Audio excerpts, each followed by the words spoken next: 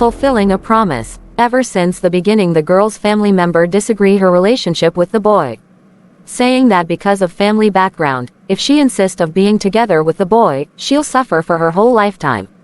Because of the pressure applied by family members, she frequently quarrel with him.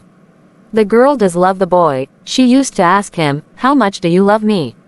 Because the boy is not good with words, he used to make her angry.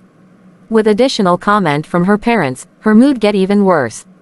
The boy has become her anger-releasing target, and the boy just silently allowed her to continuously release her anger on him. Later, the boy graduated from university. He planned to further study overseas, but before he left, he proposed to the girl. "I don't know how to say nice words, but I do know that I love you. If you agree, I am willing to take care of you the whole life. About your family members, I will work hard to convince them and agree on us. Marry me, will you?" The girl agreed, and her parents, looking at the effort shown by the boy, agreed with them. Finally, before the boy go overseas, they are engaged. The girl stay back in the hometown, step into the working society, whereas the boy continuing his study overseas. They maintained their relationship through telephone and letters. Although time is difficult to get through with, but both of them never give up. One day, the girl left home for work as usual. On her way to the bus stop, a car lose control and knock her down. As she awake from unconsciousness, she saw her parents and realized how seriously she got hurt and how fortunate of her not to get killed. Looking at her parents, with their face got all wet by their tears, she tried to comfort them. But then, she found out that she can't even spell out a word. She tried her best to make some voice, but all she managed was to breath without any voice. She's mute. According to the doctor, the injury affected her brain, and that caused her to be mute for the rest of her life.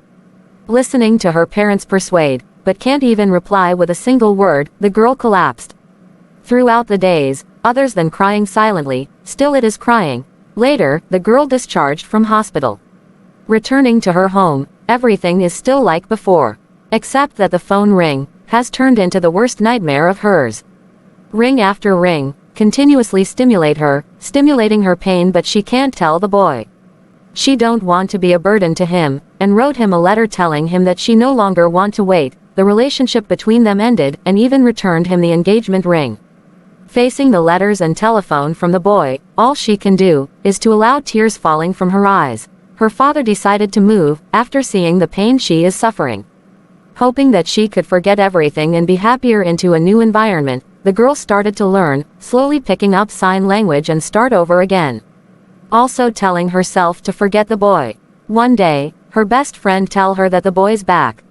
He's searching all around for her. She asked her best friend not to tell him about her and asked her to tell him to forget her. After that, for more than a year there was no news of boy.